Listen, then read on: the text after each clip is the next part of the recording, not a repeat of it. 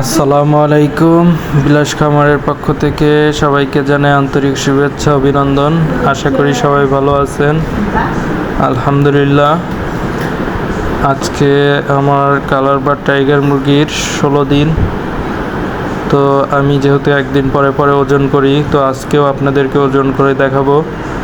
তো ভিডিওটি না টেনে সম্পূর্ণ ভিডিও দেখবেন, তাহলেই আপনারা দেখতে পারবেন ওজনের ভিডিওটা, যে 14 দিনে যে ওজনটা ছিল এবং তার চেয়ে কতটুকু ওজন বৃদ্ধি পাইল সেটা জানতে পারবেন।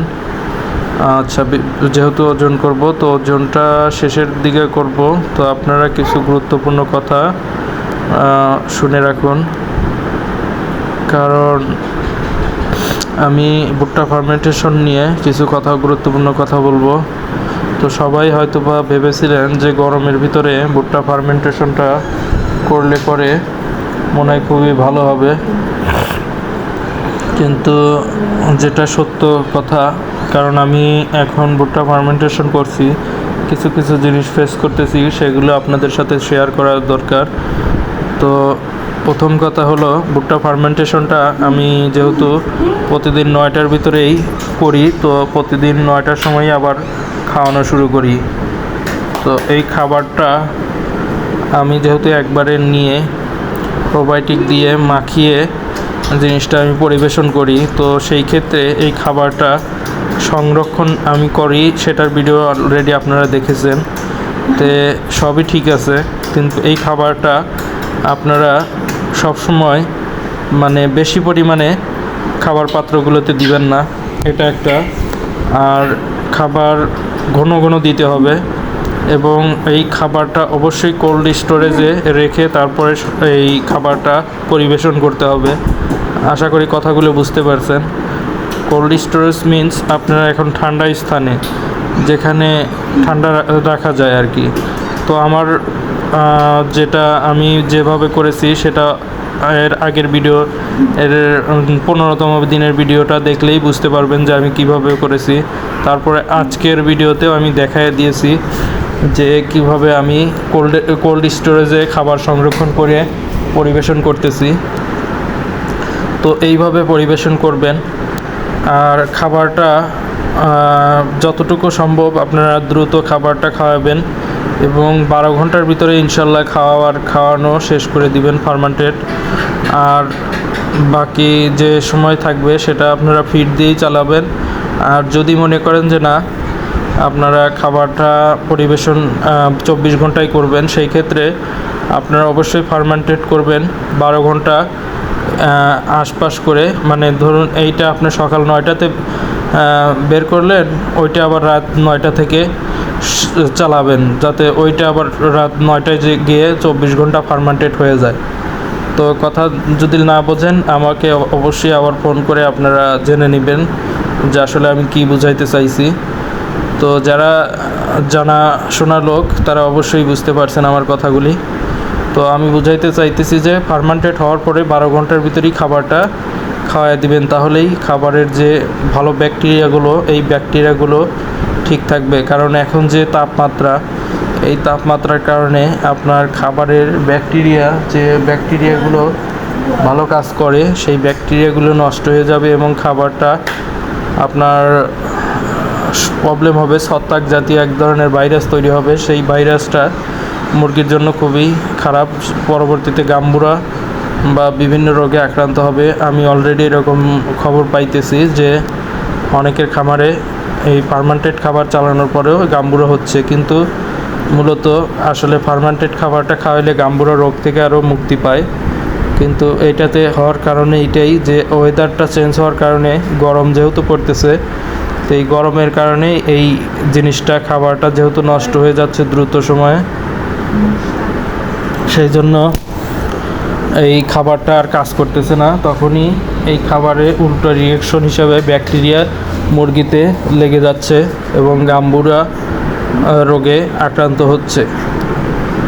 তো আপনারা চেষ্টা করবেন যে খাবারটা 12 ঘন্টার ভিতরে শেষ করতে, এবং পরবর্তী আরেকটা এই ড্রামে খাবার ফার্মেন্টেড করে পরবর্তী 12 ঘন্টা আবার ওটা চালাবেন। এবং অবশ্যই এটা খাবারটা সংরক্ষণ করবেন কোল্ড স্টোরেজ থেকে, পরিবেশন করবেন অল্প অল্প করে, যতটুকু ওরা আধা ঘন্টা বা 1 ঘন্টার ভিতরে খাবার শেষ করবে।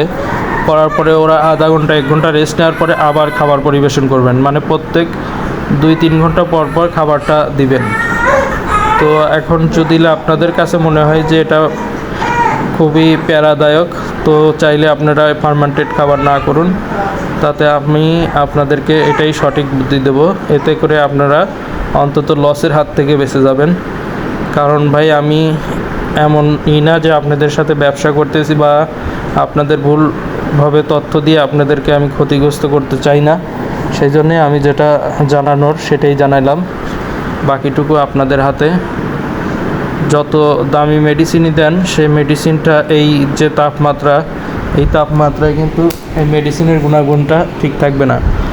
আর আরেকটা পরামর্শ হলো, খামারে অবশ্যই এই অতিরিক্ত গরমে পানি ব্যবস্থাটা মানে সবসময় ফ্রেশ পানি রাখার চেষ্টা করবেন, এবং দিনে অন্তত মানে 3 ঘন্টা পর পর পানিটা চেঞ্জ করে দিবেন। তাহলে মুরগি ইনশাল্লাহ আপনার হিট স্ট্রোক থেকে মুরগি রক্ষা পাবে, এবং পর্যাপ্ত পানি খাওয়ার কারণে মুরগিদের গ্রোথটা ঠিক থাকবে। কারণ এই যে হাঁসফাঁস করতেছে মুরগিগুলো। আর একটা জিনিস, এই যে দেখুন, ইনশাল্লাহ আমি মুরগির পায়খানাগুলো দেখাইতেছি। মাশাল্লাহ মুরগির পায়খানাজনিত কোনো রকম প্রবলেম নাই, প্রত্যেকটি মুরগির পায়খানা সুন্দর আছে। এই যে দেখুন আপনারা, সবগুলি মুরগির পায়খানায় দলা দলা, এবং স্বাভাবিক যে পায়খানাটা সেরকমই আছে, তো কোনো রকম প্রবলেম নাই। তো আমি এইভাবেই করতেছি, তো আমার ইনশাল্লাহ মুরগির কোনো প্রবলেম নাই। তো একটা মুরগি আজকে একটু মানে অতিরিক্ত আসলে তাপমাত্রার কারণে এইটা হয়েছে। একটা মুরগি একটু মানে প্যারালাইসিসের ভাব, ওটা একটু মানে চলাফেরা একটু দেখতেছি যে মানে একটু প্যারালাইসিসের মতো আর কি। তো মুরগিটা আমি পরে দেখেছি ভিডিও করার পরে। তো যাই হোক, ইনশাল্লাহ আর বাকি মুরগিগুলো ঠিক আছে। আমার যে আইডিয়া ছিল এবং আমি যেটা করতে চেয়েছি সেই অনুযায়ী চলছে। কারণ আমি জানি এই সময় ওয়েদারটা অতিরিক্ত গরম থাকার কারণে মুরগিগুলো এরকম প্রবলেম হইতে পারে। গত বছরে এই টাইমে এইসব প্রবলেমগুলো ফেস করেছি, যার কারণে আমি এবার কোনো সময় আমি থায়োবিন দেই না। তো এবার আমি থায়োবিন দিছি, ইনশাল্লাহ থায়োবিনটা এবার কাজে আসবে, কারণ মুরগিগুলো ঠিক আছে। এই থায়োবিনের কারণে না মুরগিগুলো মাশাল্লাহ সমস্যা হবে না, সবগুলি ঠিক আছে। এই যে দেখুন, আমি এখন ওজন করব। তো এই যে মাথায় দাগ দেওয়াটা ওজন করতেছি, তো মাশাল্লাহ 330 গ্রাম। তো গতকালকে ছিল 270 গ্রাম। তো গতকাল বলতেছি 14 দিনে 270 গ্রাম ছিল।